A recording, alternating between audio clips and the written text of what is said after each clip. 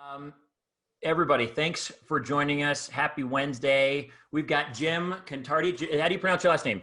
Contardi, you got it Contardi. right. Perfect. With AutoQuotes with us tonight, and we're grateful to have you. Thanks for coming on. Another industry leader with insights into what's going on that maybe even some of us don't have. So we'll get into those, and just appreciate you taking an hour or so of your time tonight. Appreciate being invited. This is great. Heck yeah. Okay, Jim, so briefly, food service is not necessarily where you've been your whole career. So not at all. No. So tell us, so for anybody watching, just so that you know, everybody, by the way, remember, you can ask questions in the live stream. I'm working to see it on my phone since we're Zooming. And so let's see here. We're just going to go back and see if it comes up. But ask questions, and I will do my best to see them. If I don't see them, or Jim and I don't see them in Facebook, and you have my cell, just text them to me. Keep texting me questions that come up, and we'll ask Jim. That's what we'll do. So, Jim, tell us, how did you find us? How did you get to the food service world? Oh, gosh, kind of a long and twisted story. But, I spent 9 years as a sales rep at IBM, and spent 9 more years in enterprise software, and went to another payments technology platform, and then I was the CEO of a platform that looks a little bit like AutoQuotes, but it's for the building product manufacturer space.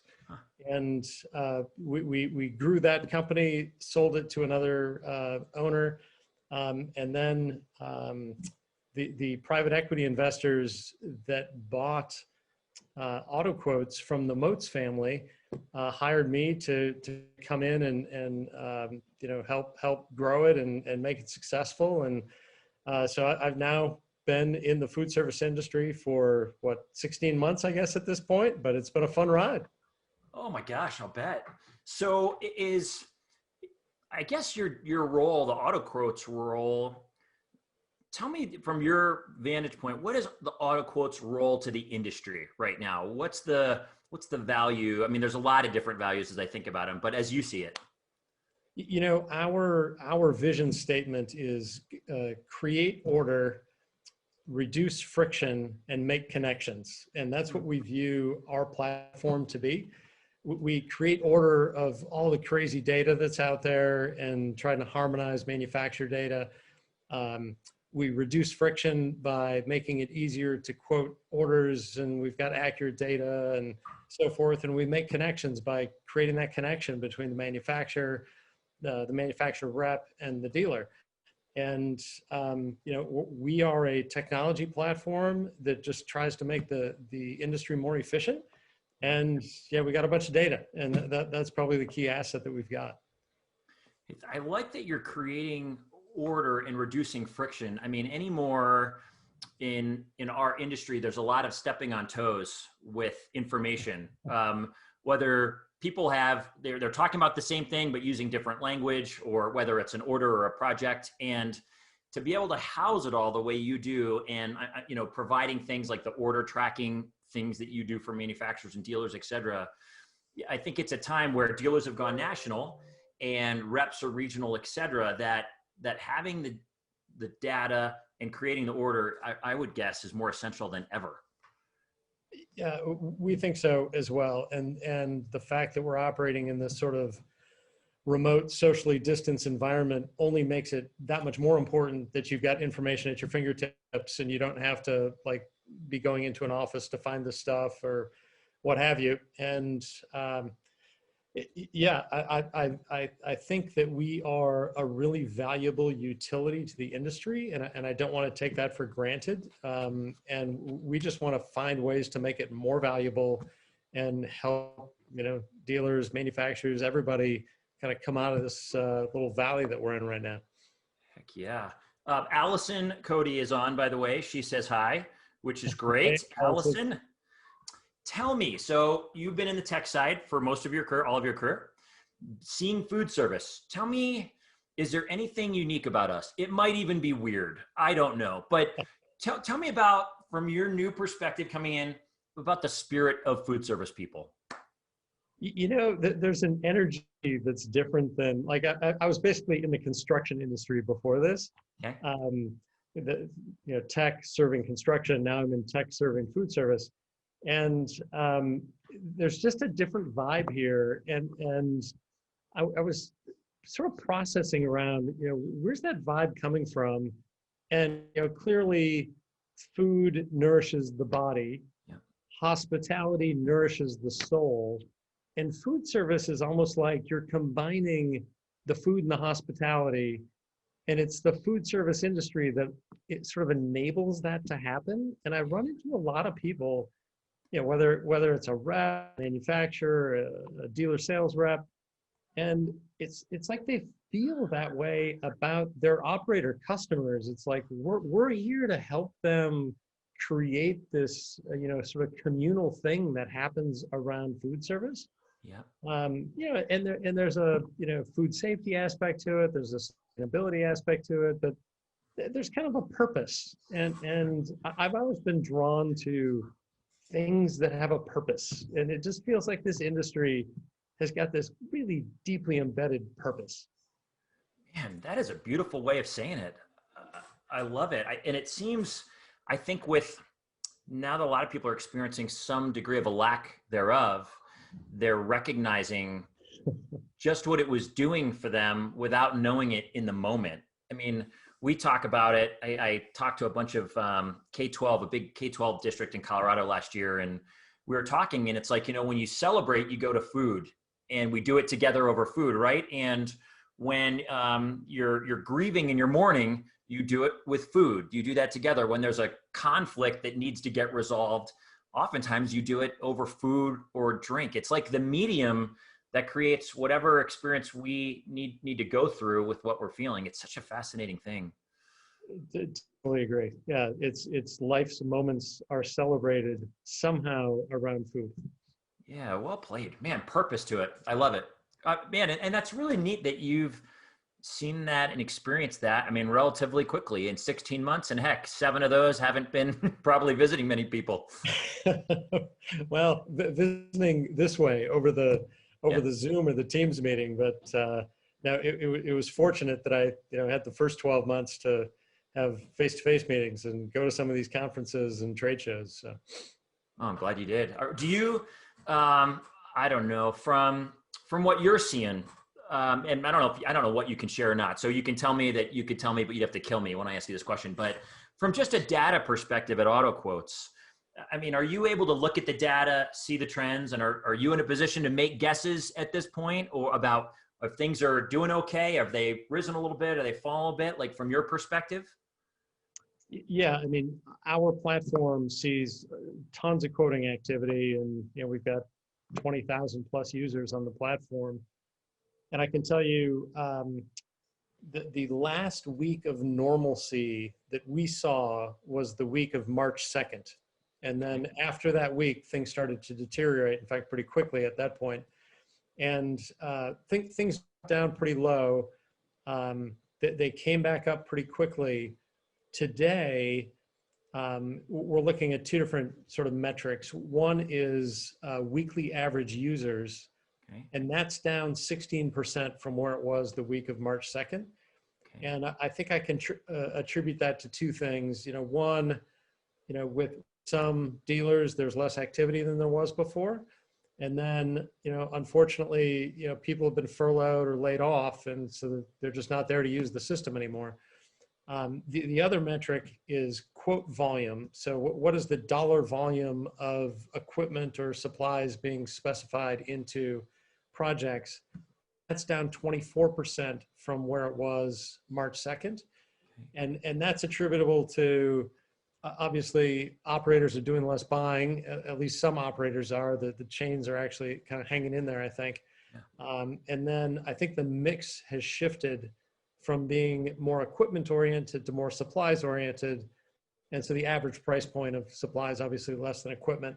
But yeah, we've got a pretty keen insight there. In terms of a prediction, if you just drew a line across the improvement that we're seeing, I'd say, middle of 21, we're probably back in a good place.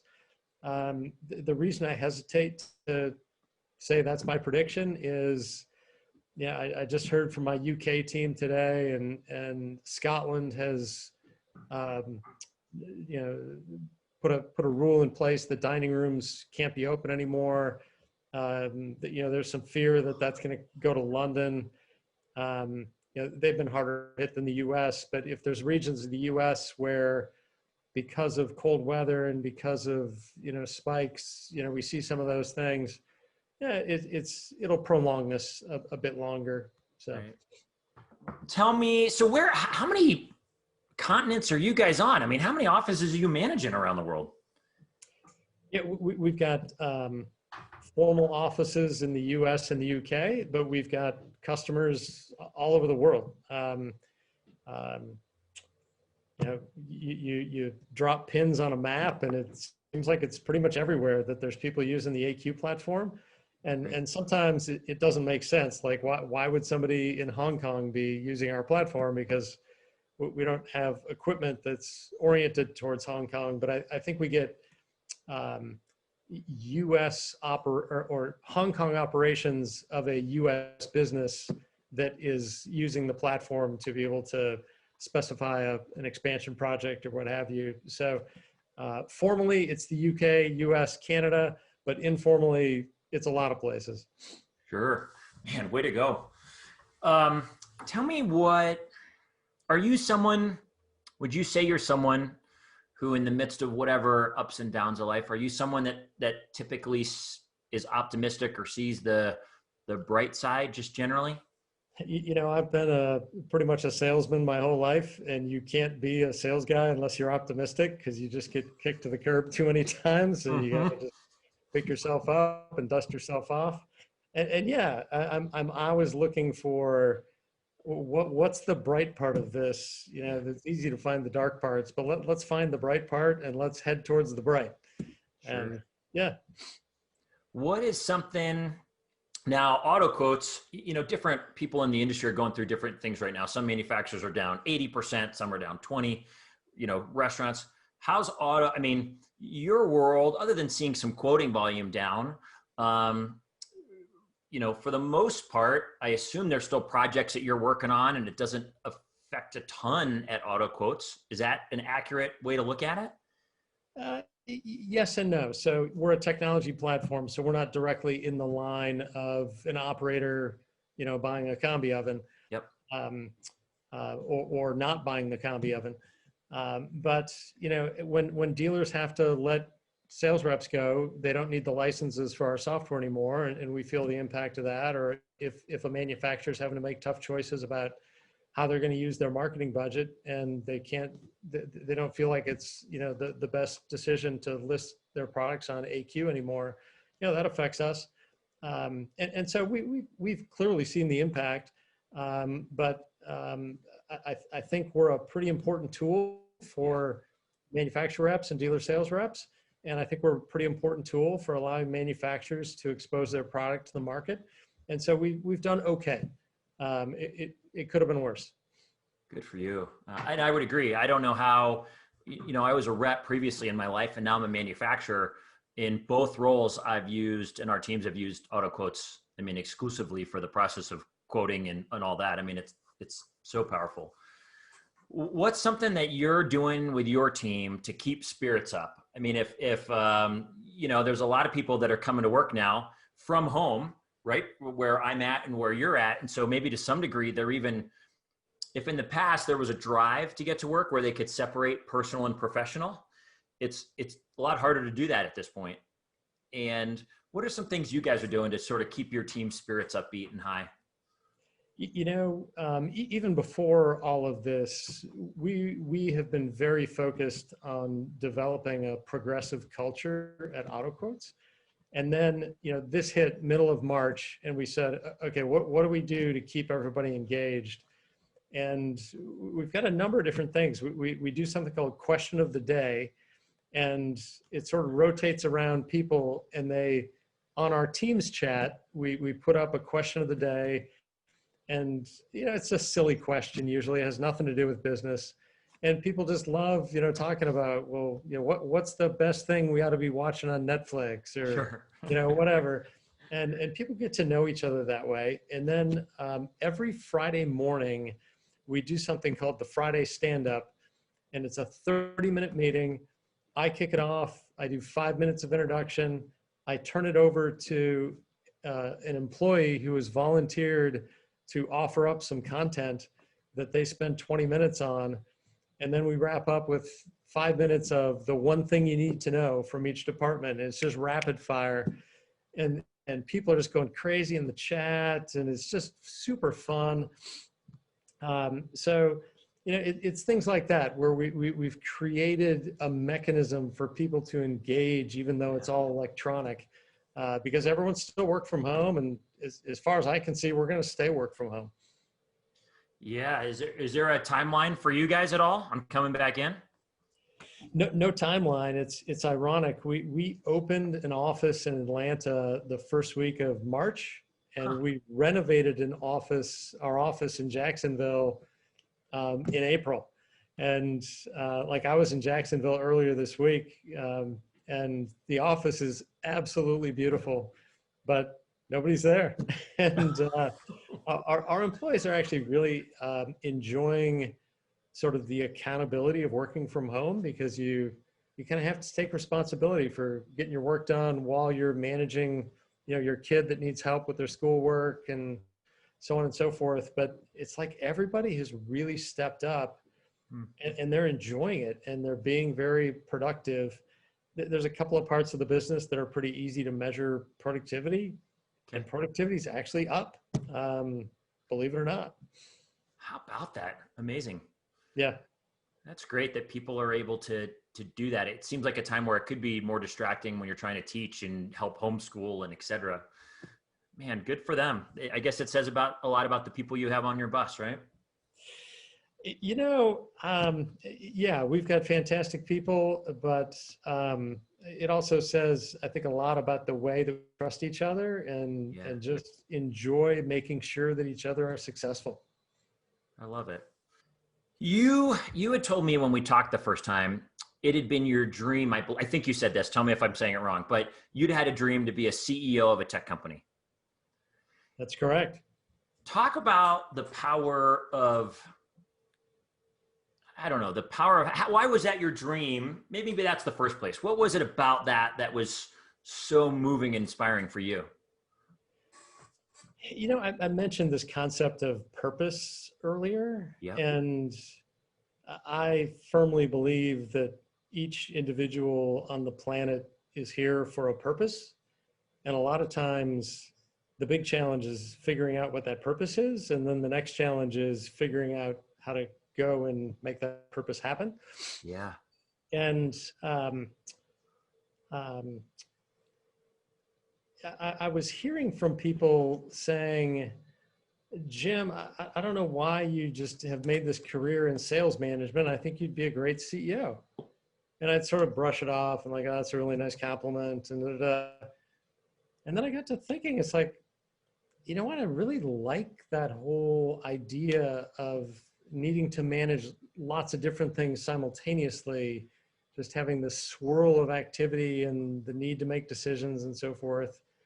And I decided that's what I wanted to do. And so I don't know that it was so much of a dream as it was maybe a realization that maybe that's what my purpose is. Maybe that's what I'm supposed to do. And I wouldn't say that my purpose is to be a CEO. In fact, I view my purpose as helping other people achieve their potential. But my platform for helping other people achieve their potential is to be the CEO of a small tech company where I can be close to people that maybe haven't recognized their potential, and I can help them get there. Wow. Jim, I love it, man. Was there someone, I think it's really powerful that that's how you see your purpose, which I love, by the way. So someone told me once, someone said, oftentimes your greatest contribution is born from the place of your greatest challenge or greatest pain at points. Certainly Foodservice Power Plant was born out of that for me and my past story and what I wanted to offer after having come through that. Was there a person or a time that taught you that in your own story about helping you see your greatest potential? Yeah, I don't know that I can attribute it to a person so much as it just kept adding up. I was hearing similar input from multiple people, and at AutoQuotes, we do this thing called passion and purpose. We ask every person to go through this multi-hour process of discovering their passion and purpose, and it's based on two things. It's based on reflect on your entire life, going back to your childhood, and when did you think you were soaring?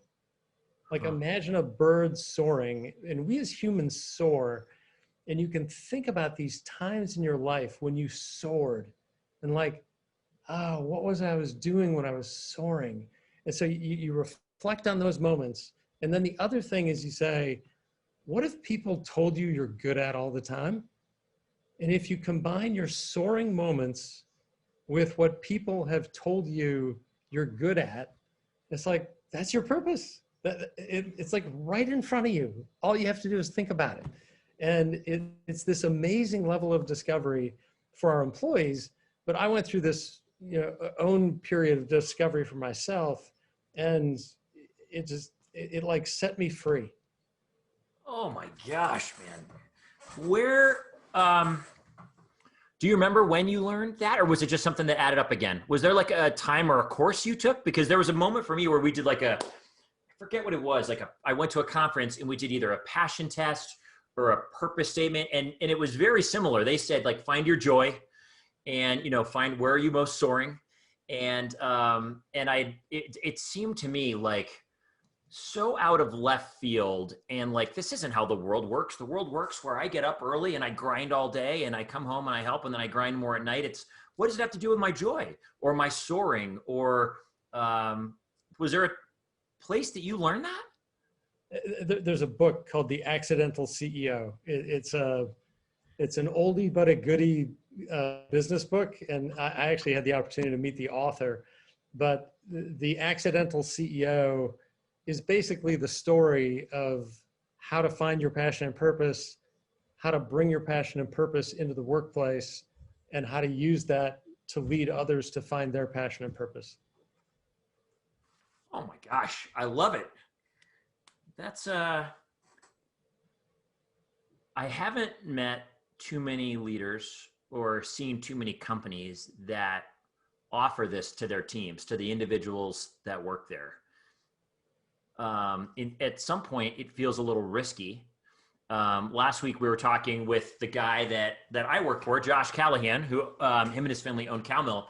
And they were talking about, one of their key things is developing their people. They want to develop them fully into becoming, the best that they can. He goes, the challenge there is some might leave, you train, you work real hard to teach them that, and they might leave. He goes, but we also treat people really good in the hopes that they don't, or really well. And I would have to think, for me, when I had that experience, to think about what was my person, what's my joy, what makes me soar, and give real value there, it was a game changer in my world that could be a reality for me professionally.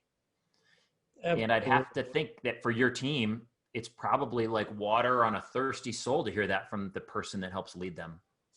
Yeah, it feels like we've really come together as a team having done this, and that people are taking some risks with, what they're capable of doing. And in some respects, the fact that we're operating in this environment that we are with the pandemic, it's causing people to stretch a little bit more. And there's some really healthy attributes to that. Sure. Wow. This is awesome. I had no idea, but I'm having a lot of fun. This is great. When you were transitioning in your career, I think about around, tell me if I'm wrong, but around the time you were transitioning to AutoQuotes, you went through some health stuff that you had talked to me about. Yeah. Talk about some of that, if you don't mind, if you're open to it. Just what's it like? I mean, anytime you go through personal health stuff, there can be elements of concern or fear. I think doing it at a time of career transition presents even greater amounts of that. Was that true in your story? Yeah, it was actually a little bit before I was transitioning to AutoQuotes. I was, in fact, it was during the time that the investors in my last business wanted me to sell the business. And, selling a software company to another software company is sort of a all-consuming thing. And maybe this is a sort of a warning flag for some of your audience members. I was, going through the normal motions of life, and it was a July afternoon, and for whatever reason, we were rearranging the furniture in the office, and of course, we didn't hire anyone to do it. We did it ourselves, and I felt this awful pain in my stomach, and I felt feverish, and thought that is really weird. I shouldn't be feeling that way from moving furniture. So on the way home from work, I stopped by an urgent care clinic and said, "Hey, I'm feeling feverish," and they did some tests and said, "You've got something going on, but we don't have the test to figure it out. You should go to the emergency room." So I went to the emergency room, and they checked things out, and I think we did a quick CT scan, and they said, "Yeah, you've got a blood clot in your spleen." And it's like, well, that's strange. And they said, "Yeah, it's really strange. That's like not a thing. That doesn't happen. So you have some other problem." Huh. So they checked me in the hospital, and then the next morning, I had some other kind of scan, and they came back and said, "Yeah, you've got a tumor, the size of a grapefruit in your pancreas, and that's pressing up against your spleen. That's what created the blood clot. And like, this is kind of serious.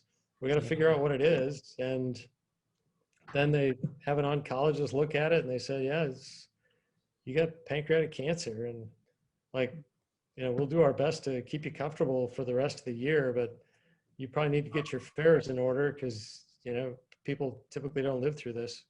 Wow. And that was kind of a shocking statement to hear, right? Yeah.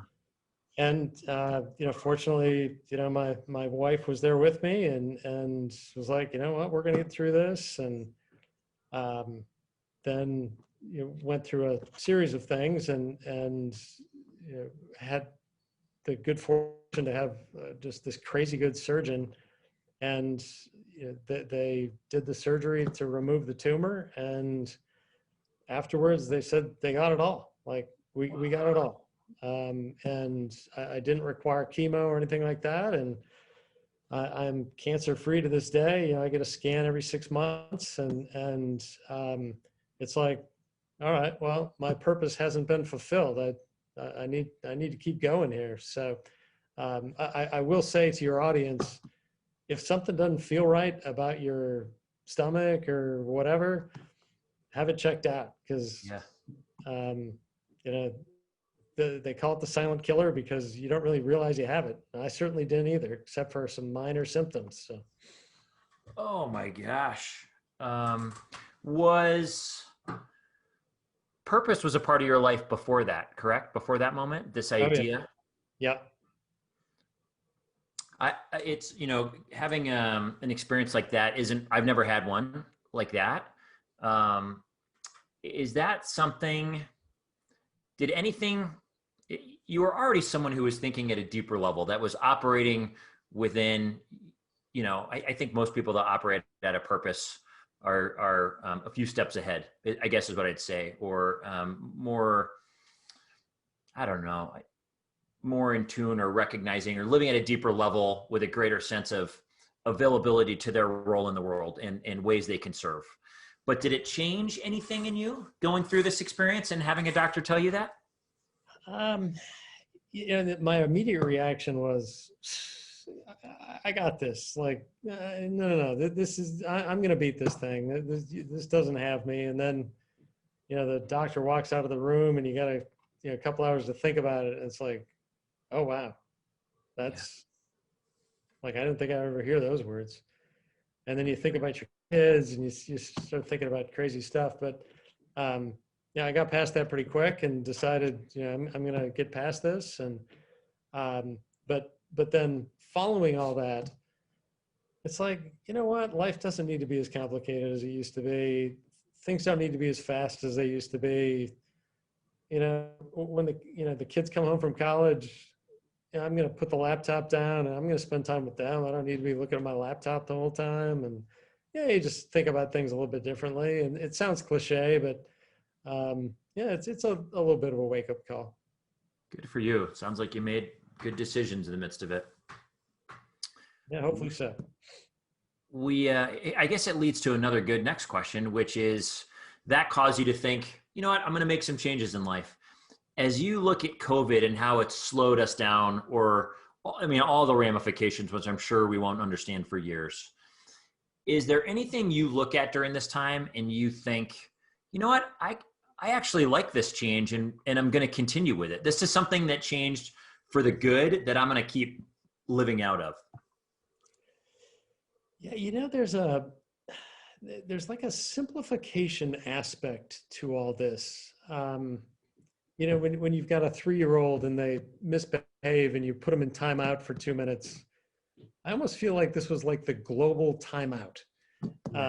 Like you guys were misbehaving. Everyone just needs to chill for a little bit. And obviously it's longer than 2 minutes, but we've learned that we don't have to be on a plane every week. And, we've learned that, just so many things are different. And it's a simplifying effect that I think is positive. And I don't want to make it sound like, this is all roses. There's people that have lost their jobs and families in horrible positions and, people that were already on the brink and they've been pushed over the brink. And that's horrible. But if as a world in general, we find a way to simplify, we find a way to humanize a bit more than we have been, which is almost COVID combined with, our sort of reckoning around social injustice. It's like, let's just let's do it different when we come out of this. And I think we can.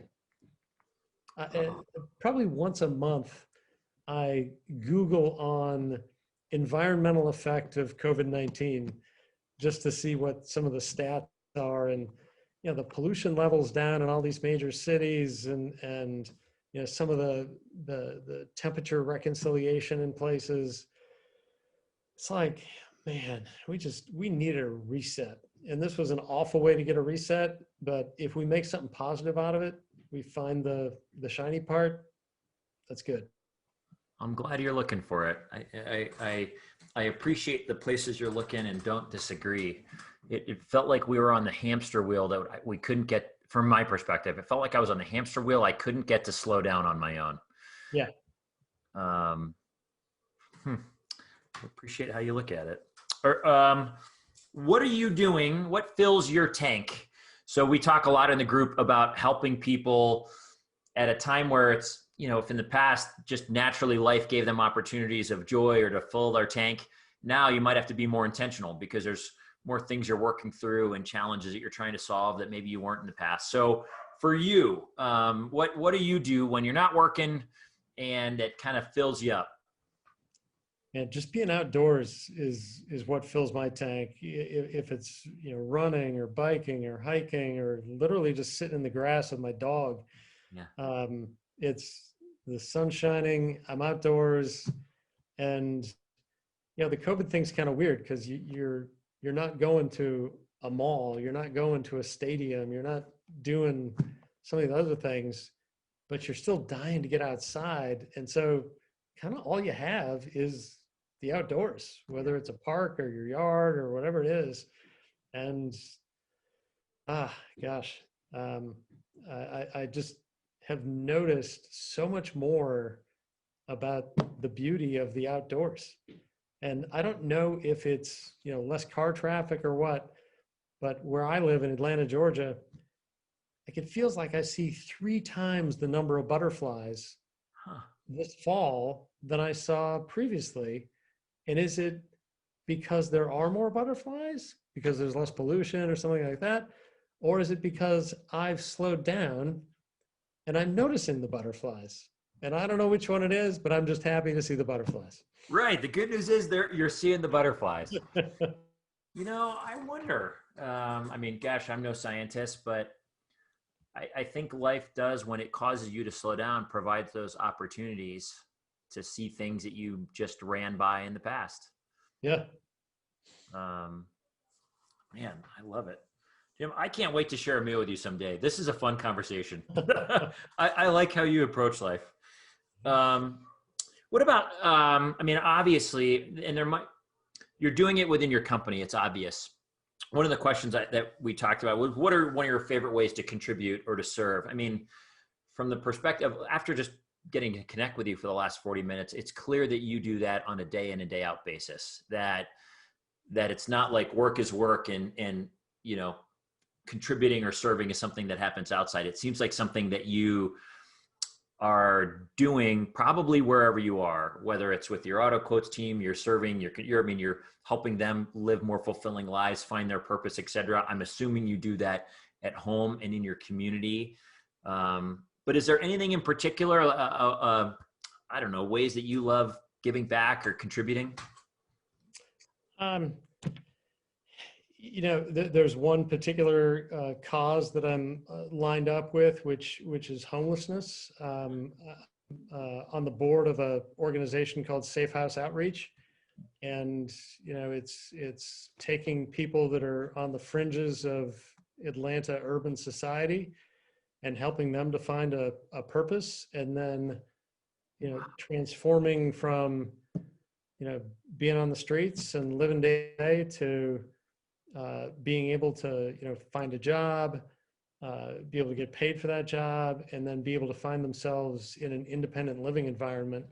And Safe House has a program called the CDP, the Career Development Program, that literally takes people that were living under a bridge and gets them into sweeping floors without any pay, but they get some food, to getting trained in how to do more professional things. And then we've got a network of hotels and hospitality and some light manufacturing companies that are willing to take a chance and employ these people, and we find them interim housing, and then ultimately they get to a paycheck and they're able to afford a place. And so far Safe House Outreach has graduated 63 people through that. And that might sound like a really small number for a city the size of Atlanta, but it's 63 people that have gone from really having no self-esteem and no sort of way to get by to being contributing members of society, and that's a cool mission. Oh, Jim, I love it. Yeah, there's 63. That's 63 lives that don't look hopeless anymore. If that's what homeless is. I don't know, but way to go. I love that you get to participate in that way. Yeah. Gosh. How I think I know the answer to this question. I asked everybody, how do you define success? I would guess I know, but is there, how about you? I mean, just based on our conversation, I think I have the gist, but how do you define it in your life? I assume it has to do with finding purpose and living out of that. Exactly right. If I am feeling as though I've found my purpose and I am fulfilling my purpose, that's it. Like that's what we're here for. Like that's success. And particularly if that purpose is oriented towards others and not me, which I think all purposes are outward facing. But to the extent that you've influenced the lives of others, and you don't know that the person that you accidentally influenced into a better decision or a better way of life, and what that did for their kids and what that might do for their kids, and now it's like a multi-generational impact. I mean, if you affect one person positively, intergenerationally, that's a huge success. Oh yeah. I would agree. I don't think I've ever even looked at it. I've looked at it from a standpoint of you affect one life, one person who, came out of homelessness and is now on their own and supporting themselves with purpose, et cetera. I've never considered it intergenerationally and the ripple effects that can have. Yeah. Um, yeah. It's literally the one good deed with the one person that, you know, if they carry on that good deed and the next one, it's like, wow, it's limitless. Beautiful. What's is there a word of encouragement you would offer to any of our food service friends right now that are out there looking for work, trying to figure out what's next, or trying to figure out how do I find the light at the end of this tunnel right now? Anything you'd offer them? Yeah, first of all, I'd say, man, I really feel for you.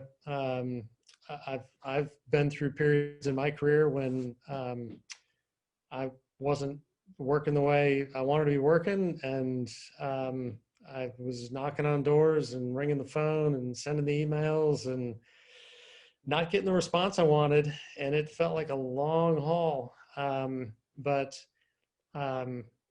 there's seasons of life, and every season also has a purpose.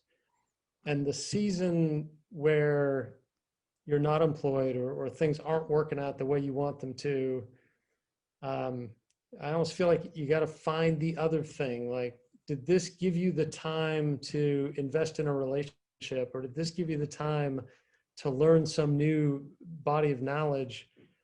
Because one of those emails is going to get returned, or one of those phone calls is going to get returned. And what you did in that season is going to pay off. The relationship that you formed, the new skill you learned, the new body of knowledge that you learned. And so I can only say things will get better.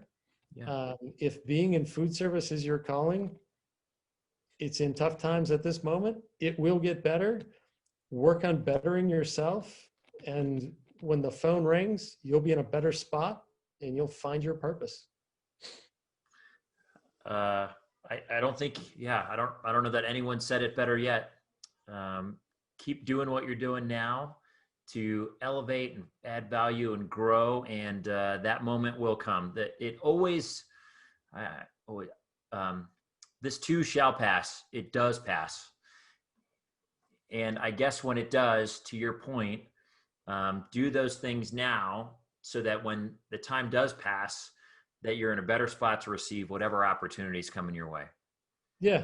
Yep. And a lot of it's about maintaining a positive outlook. And when you want to be working and you're not, it's really easy to get down. Yep. But,